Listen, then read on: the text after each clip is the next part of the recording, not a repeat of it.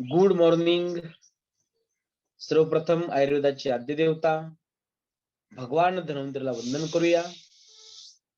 यो विश्वं विदधाति पाति सततं संहारयत्यंजसा सृष्ट्वा दिव्यमहोषधीश विविधान् दूरीकरोत्यामयान् बिभ्रान्वञ्जलिना चकास्ति भुवने पीयूष पूर्णं घटम् तं धन्वन्तरि रूपमीशममलं वन्दामहे श्रेयसे वन्दामहे श्रेयसे वंदामहे श्रेयसे.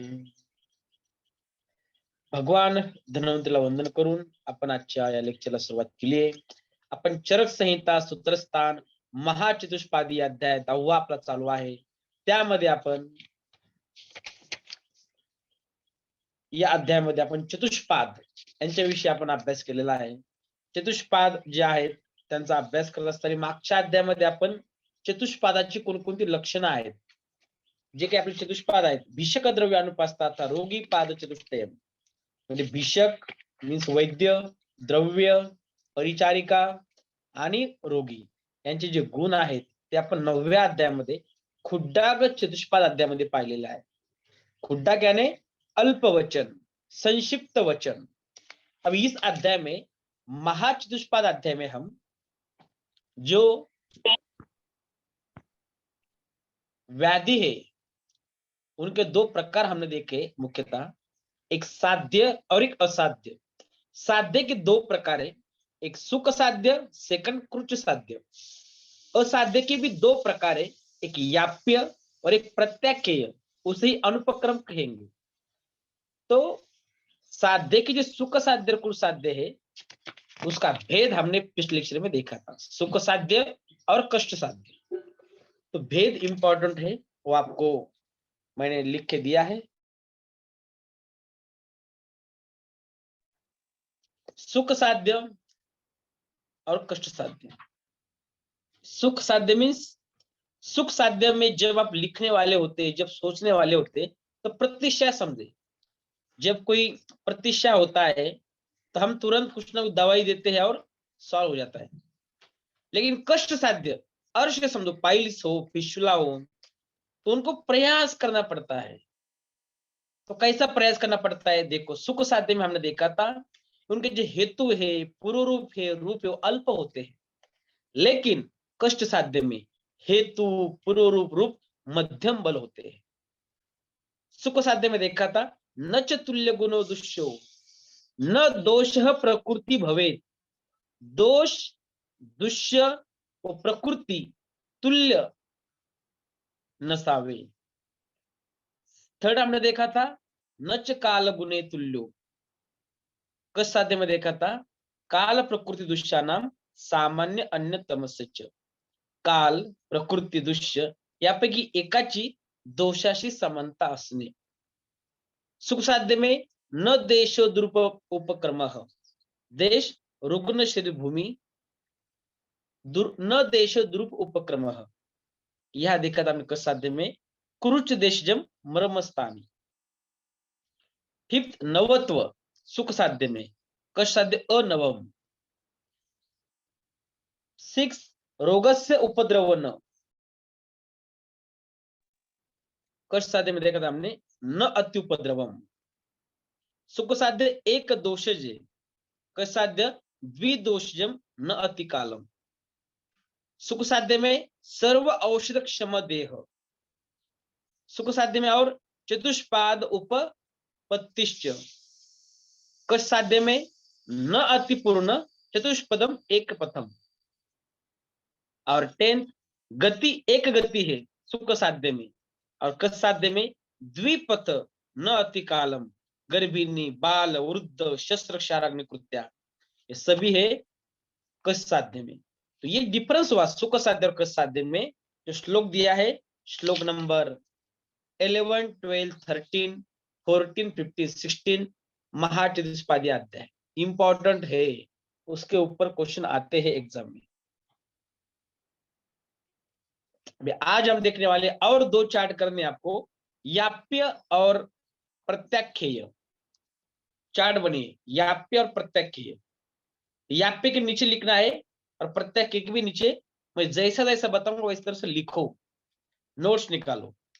तो याप्य में जैसा हमने देखा था कि सुख साध्य में प्रतिशय दिमाग में रखना है कि अल्प दोष होते और सर्व औषध क्षम देह, औषधि थोड़ी देने से भी वो सुख साध्य हो जाता है। कष्ट साध्य का अर्श, तो उसी प्रकार याप्य के लिए तमक श्वास, जिसे हम अस्थमा बोलते हैं, दमा बोलते हैं, तो याप्य का मतलब ऐसा होता है जब तक ट्रीटमेंट चालू है तब तक पेशेंट को रिलीफ मिलता है, तो वही गुणों जैसा याप्य है। और प्रत्यक्ष मीन्स वो तो बताया है कि तो असाध्य है। ये असाध्य के दो प्रकार है, याप्य और प्रत्यक्ष है। तो प्रत्यक्ष तो असाध्य व्याधि है, उसमें दिमाग में रखना है सीए कैंसर, कैंसर के पेशेंट असाध्य होते हैं।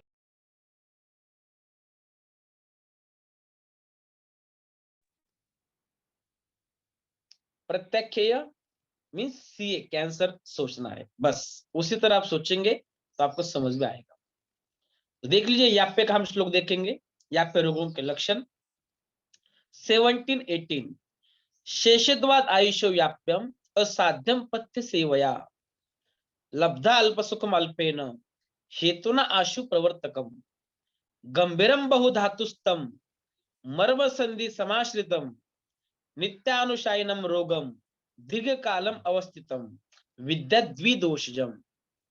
याप्य रोगों के लक्षण, आयु के शेष रहने के कारण पथ्य आहार विहार के सेवन से थोड़ा अच्छा होकर पुनः अल्प कारण से ही जो उग्र रूप धारण कर ले वह याप्य होता है।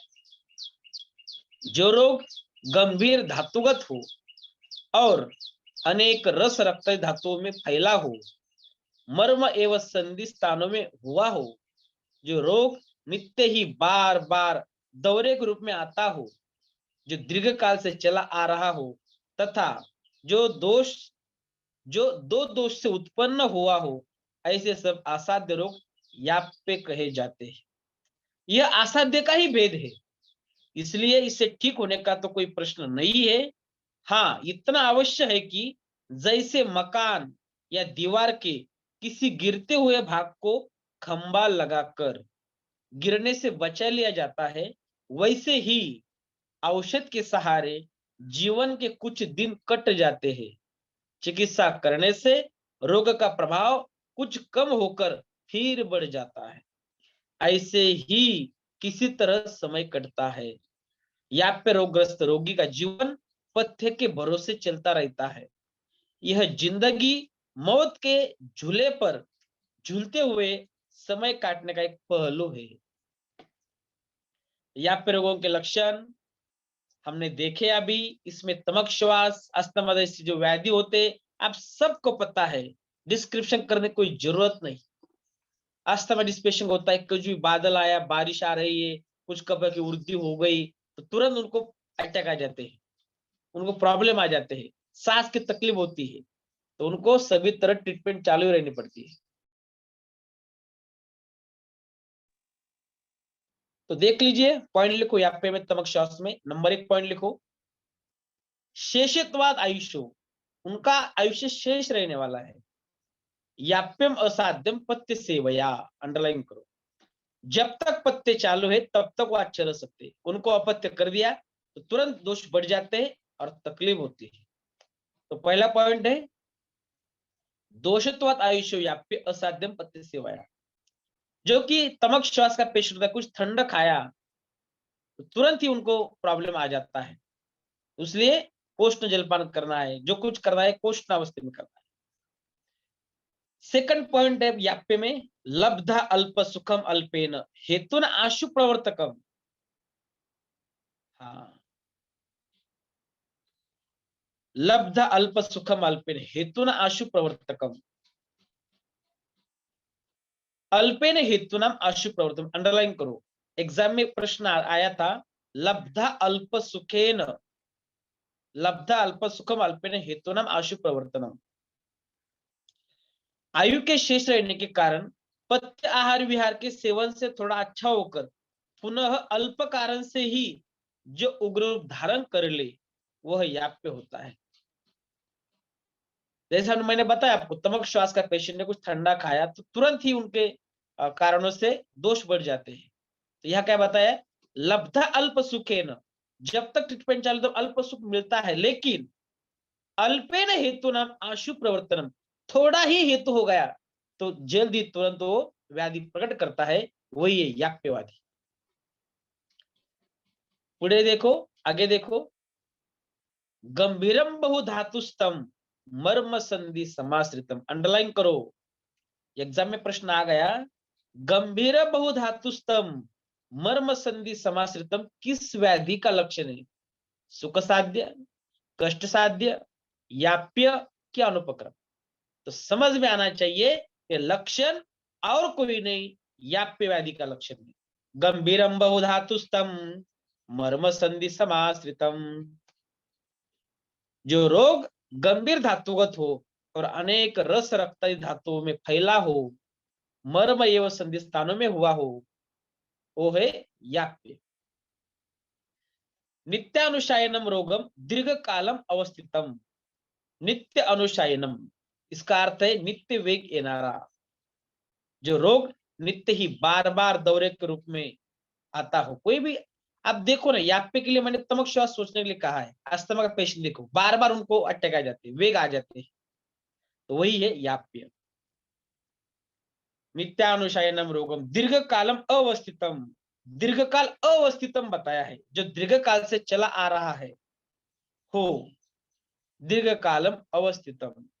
और लास्ट बताया है द्विदोषजम, अंडरलाइन करो। तो कंपेयर विथ कष्ट साध्य, कष्ट साध्य में भी द्विदोषज कहा है, द्विदोषजम न अति कालम ऐसा बताया है, या दीर्घ काल अवस्थितम ऐसा कहा है। तो द्विदोषज आ गया तो कंपेयर करो कैसे वर्ड आते हैं, समझ में आया। तो उसी तरह जो दो दोष से उत्पन्न हुआ हो, ऐसे सब असाध्य रोग याप्य कहे जाते हैं। समझ में आया आपको। अभी आगे प्रत्याख्यान देखो।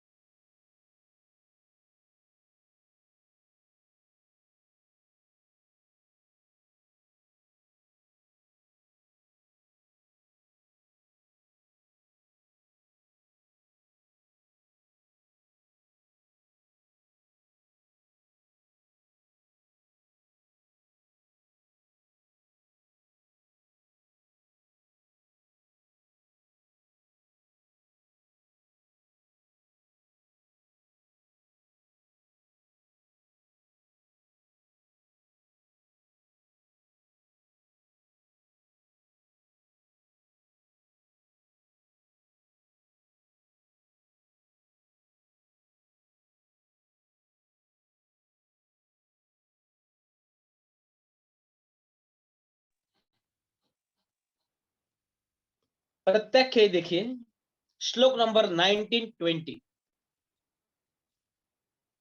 प्रत्याख्य रोगों के लक्षण, तद्वत प्रत्याख्यम त्रिदोषजम क्रियाम प्रथम अतिक्रांतम सर्व मार्ग अनुसारिणम औत्सुक्य अरति सम्मोह करम इंद्रिय नाशनम दुर्बलस्य सुसंवृद्धम व्याधिम स अरिष्टमेव च।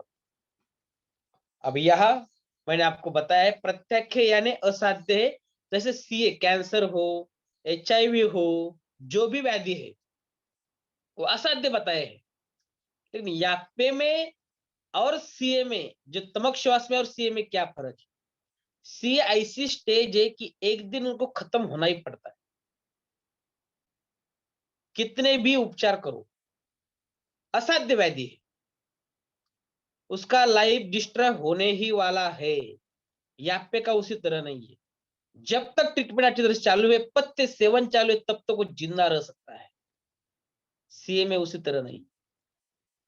तो प्रत्याख्य थर्ड थर्ड डिग्री में लास्ट स्टेज में सीए गया तो कोई उसे बचा नहीं सकता। एचआईवी पेशेंट को बहुत सारे लोगों ने अटैक कर दिया, कोई बचा नहीं सकता। समझ में आया? तो तद्वत प्रत्याख्यम त्रिदोषजम क्रियापथम अतिक्रांतम सर्व मार्गानुसारिणम औत्सुक्यमरति सम्मोह कर्म इंद्रिय नाशनम दुर्बलस्य सुसंवृद्धम व्याधिम स अरिष्टमेव च। प्रत्यय रोग के लक्षण, जो रोग याप्य की तरह गंभीर धातु में आश्रित हो, मेद मज्जा आदि, अनेक धातुगत हो, त्रिदोषज हो, चिकित्सा की सीमा लांग गया हो, अर्थात किसी भी चिकित्सा से लाभ न होता हो, उत्सुकता जीवन की रक्षा होगी या नहीं, यह उत्सुकता के साथ सोचना, बेचैनी मूर्छा उत्पन्न करने वाला रोग हो, इंद्रियों की शक्ति को नष्ट करने वाला रोग हो, दुर्बल रोगी हो और रोग खूब बड़ा हुआ हो तथा जिस रोग में अरिष्ट के लक्षण उत्पन्न हो गए हो, उसे प्रत्याख्य कहा जाता है। अभी यहां जैसा हमने देखा था याप्य में, गंभीरम बहुधातुस्तम मर्म संधि समाश्रितम, इसमें क्या है, क्रियापथम अतिक्रांतम सर्व मार्गानुसारिणम, यही भी क्या हुआ है, चिकित्सा की सीमा लांग गया हो, अर्थात किसी भी चिकित्सा से लाभ न होता हुआ हो, सभी मार्गों में व्याप्त हो गया है, दोष धातु मल स्रोत सभी व्याधिग्रस्त हुए। तो अंडरलाइन करो, क्रिया अपथम अतिक्रांतम सर्व मार्गानुसार, जहां क्रिया ट्रीटमेंट ही नहीं काम कर रही है, आईसीयू का पेशेंट लास्ट स्टेज में है, वही है प्रत्याख्य। और कैसा बताया, त्रिदोष, जब अंडरलाइन करो, अभी तक हमने देखा द्विदोषज, यहाँ पे मैं द्विदोषज देखा, कुछ साध्य में द्विदोषज देखा, यहाँ क्या बताया, त्रिदोषज बताया है। और क्या बताया, औत्सुक्यम अरोति सम्मोह कर, ये 2015 को क्वेश्चन आया था एग्जाम में, एआईपीजीटी में। औत्सुक्यम अरोति सम्मोह कर किसका लक्षण है, तो आपको ये पाठांतर में रखो ये पॉइंट, औत्सुक्य अरति सम्मोह कर, अनकॉन्शियस जिसे कहते हैं, अनकॉन्शियस, सम्मोह मीन्स अनकॉन्शियस, जीवन की रक्षा होगी या नहीं, यह उत्सुकता के साथ सोचना, औत्सुक्य अरति बेचैनी, सम्मोह मूर्छा करने वाला रोग हो, इंद्रिय नाशनम ऑर्गन डिस्ट्रॉयड, इंद्रियों की शक्ति को नष्ट करने वाला रोग हो, दुर्बलस्य सुसंवृद्धम, दुर्बलस्य सुसंवृद्धम, दुर्बल रोगी हो और रोग खूब बड़ा हुआ हो तो वो असाध्य है, दुर्बल रुग्ण है और बड़ा हुआ रोग है तो असाध्य होने वाला। स अरिष्टम एवच, अभी लास्ट का है अरिष्ट लक्षण दिखते हैं, हमें सब पता है अरिष्ट लक्षण क्या है। इसी तरह सुख साध्य कृष साध्य या पे प्रत्याख्य, इसके बारे में यही इंपॉर्टेंट है, इस अध्याय में, सभी अध्याय में कुछ ना कुछ इंपॉर्टेंट होता है। तो महाचतुष्पादी अध्याय में ये सुख साध्य कृष साध्य या पर प्रत्यय चार इंपॉर्टेंट है। पिछले अध्याय में भी हमने देखा था, खुड्डा चतुष्पाद अध्याय में चतुष्पाद के लक्षण इंपॉर्टेंट है, सभी अध्याय में कुछ स्पेशलिटी होती है, उसके ऊपर ध्यान दीजिए, आप जल्द ही अगले ईयर में गवर्नमेंट में जाएंगे, ये मुझे विश्वास है।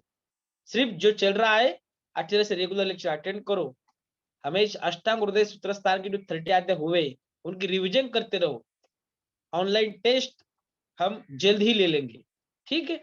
और अभी जिनके एग्जाम है, जो अपियर है, वो भी मुझे कॉल करो, कैसा स्टडी करना है, क्या करना है, मैं उनको बताऊंगा, ठीक है। आगे चलो, आगे का श्लोक देखो, रोग परीक्षा के बाद चिकित्सा करे, विषजा प्राक परीक्षेवम विकारानम सुलक्षणम पश्चात कर्म समारंभ कार्य साध्येषु धीमता, रोग परीक्षा के बाद चिकित्सा करें। बुद्धिमान वैद्य को चाहिए कि रोगों में उनके साध्य असाध्य एवं याप्य आदि लक्षणों की परीक्षा कर साध्य रोगों में चिकित्सा कर्म का आरंभ करे। पेशेंट की स्थिति क्या है, इसलिए हम क्या करते हैं, पेशेंट के पहले चेक करते हैं, इन्वेस्टिगेशंस करते हैं और उसके बाद ट्रीटमेंट स्टार्ट करते हैं कि भाई ये कौन से स्टेज में है। कोई सीए का पेशेंट है, उसकी जांच करनी पड़ती है, पेट स्कैन करना पड़ता है, कहाँ तक फैला हुआ है, उसके बाद वो कौन सी ट्रीटमेंट देनी है ये हम तय करेंगे। जहां अंधकार है वहां गोली मार के कुछ फायदा नहीं, वहां प्रकाश सबसे स्पष्ट होना चाहिए ये क्या करना है। कहाँ पे भी गोली मारेंगे तो गोली का कुछ फायदा नहीं होगा और कोई रिजल्ट भी नहीं आएगा। आगे देखो, आगे का श्लोक।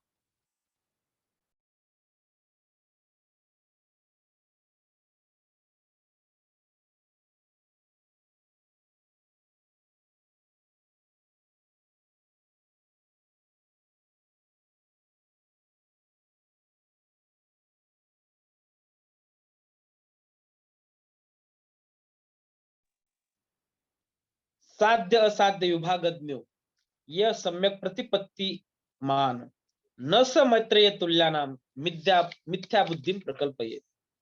साध्य असाध्य, ज्ञान एवं प्रतिपत्ति से लाभ, शास्त्र के अर्थ को अच्छी तरह समझने वाला जो वैद्य रोगों के साध्य और असाध्य के भेद को जानता है, वह मैत्रेय के समान देववादियों जैसा मिथ्या बुद्धि की कल्पना नहीं करता है, अर्थात वह साध्य रोग की चिकित्सा कर उसे ठीक कर देता है। यदि साध्य असाध्य ज्ञान के बिना ही चिकित्सा की जाएगी तो रोगी के रोग मुक्त न होने पर वैद्य को अपयश और आक्रोश का भाजन बनना पड़ेगा। इसलिए सोच समझकर अच्छी तरह से ज्ञान लेकर साध्य है या असाध्य है, कुछ साध्य या याप्य है, कैसा पेशेंट है, उसकी हमने परीक्षा अच्छी तरह से करनी चाहिए। तत्र श्लोको यह औषधम पाद गुणाः प्रभवो भीष्टाश्रय आत्रेय मैत्रेय मति मति द्वे विद्य निश्चयः चतुर्विध विकल्पाश्च व्याधेषु लक्षणः उक्ता महाटि दुष्पादे एष्वाहितम विसर्जितम इति अग्निवेश कृते तंत्रे चरक प्रति संस्कृते सूत्र स्थाने निर्देश चतुष्के महाटि दुष्पादो नाम 10वां अध्याय। इस महाटि दुष्पाद अध्याय में औषध चतुष्पाद के गुण षोडश कलम भेषजम, जो हमने चतुष्पाद देखे उनके चार चार लक्षण, उसे षोडश कल भेषजम बताया है। औषध का प्रभाव, आत्रेय और मैत्रेय का मत, इन दोनों मतों पर विचार का निश्चित सिद्धांत, रोगों के चार विभाग, सुख साध्य, कुट साध्य, याप्य और प्रत्याख्य, तथा इनके अपने अपने लक्षणों का वर्णन किया गया है जिन पर चिकित्सा आश्रित थी। इस प्रकार चरक द्वारा प्रति संस्कृत अग्निवेश कृत तंत्र के सूत्र स्थान में महाचतुष्पाद नामक 10वां अध्याय समाप्त हुआ। यह है निर्देश चतुष्क में आता है। तो चिकित्सा चतुष्पाद की उपयोगिता, मैत्रेय की शंका का महर्षि आत्रेय द्वारा समाधान, इस विषय में प्रत्यक्ष प्रमाण का उदाहरण दिया है। रोगों की साध्य असाध्य का वर्णन किया है, जो हमने सुख साध्य, कष्ट साध्य, असाध्य के 2 भेद देखे, याप्य और अनुपक्रम। साध्य के भी 3 भेद हमने देखे, अल्प उपाय साध्य, मध्य उपाय साध्य और उत्कृष्ट उपाय साध्य। और साध्य रोगों की चिकित्सा, साध्य रोगों की चिकित्सा का विधान, साध्य असाध्य का निर्णय करने से लाभ होता है। इसी तरह आज यहाँ महाचतुष्पाद अध्याय समाप्त होता है। नेक्स्ट अध्याय है 11वां अध्याय, अर्थात त्रिश्री माध्यम व्याख्या, उसका वर्णन हम कल यही इस टाइम देखेंगे। अभी यहाँ रुकते हैं। Thank you.